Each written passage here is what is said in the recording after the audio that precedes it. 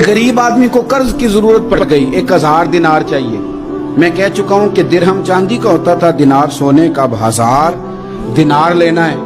तो जिस बंदे से उसने कहा, अगरचे वो नेक बंदा था, उसने कहा यार 1000 दिनार दे दो। तो कहने लगा कोई गवाह है तेरे पास?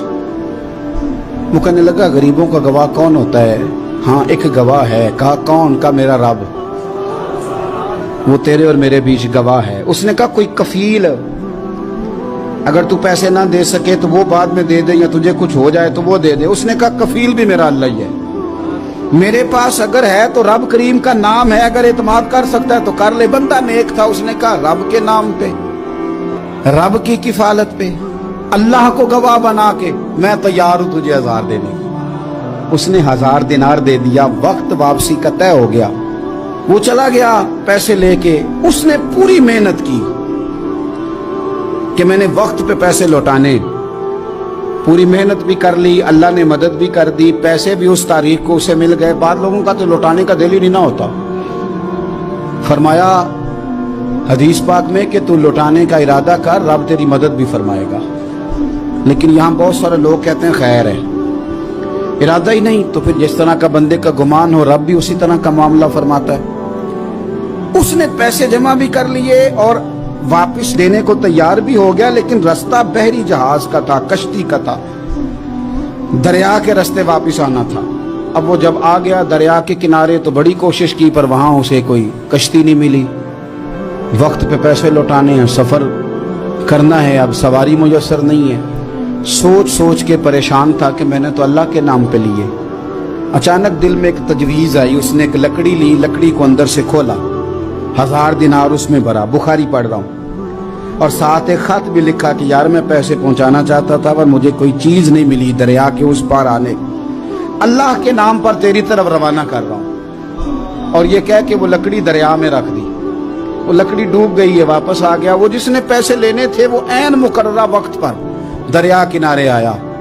सुबह से सरे शाम तक उसने इंतजार किया। दिल ढलने लगा तो दिल में ख्याल आ गया कि यार नहीं, उसने देना ही नहीं, झूठा वादा कर गया, पहुंचा ही नहीं वक्त पे। अब जब वापस लौटने लगा तो अचानक दरिया में एक लकड़ी तैरती हुई दिखाई दी। कहने लगा ले जाता हूं, शाम को रोटियां पकाने के काम आएगी, ईंधन बना के जला लूंगा, हंडिया पक जाएगी। लकड़ी उठा के जलाने के लिए घर लाया। गुमान था कि वो नहीं आया वादा करके, अल्लाह को कफील और वकील बना के और गवाह बना के फिर भी नहीं आया।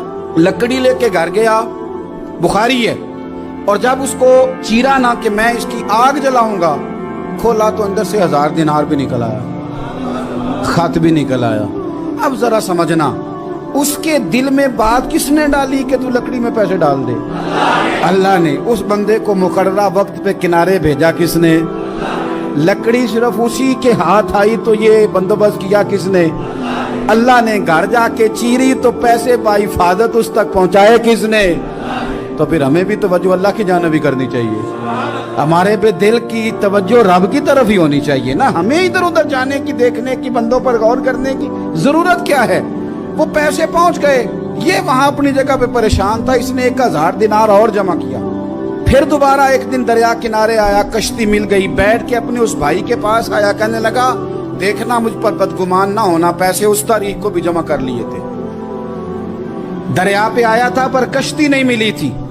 फिर मैंने ना लकड़ी में डाल के, खत डाल के तेरी तरफ भेज भी दिए थे, लेकिन आज मैं फिर लेके आ गया हूं। वो कहने लगा खुश हो जा, जिस रब को तूने मेरा और अपना गवाह बनाया था उस रब ने मेरे तक पहुंचा भी दिए हैं। जब लोग अल्लाह को गवाह बनाते हैं, रब की जानिब अपनी तवज्जो करते हैं, अपनी चाहतों, ख्वाहिशात और अपनी सारी चिट्ठियां अपने रब करीम की रहमत की तरफ रवाना करते हैं, फिर अल्लाह अपने बंदों को मायूस नहीं करता। अल्लाह अपने बंदों को नवाज देता।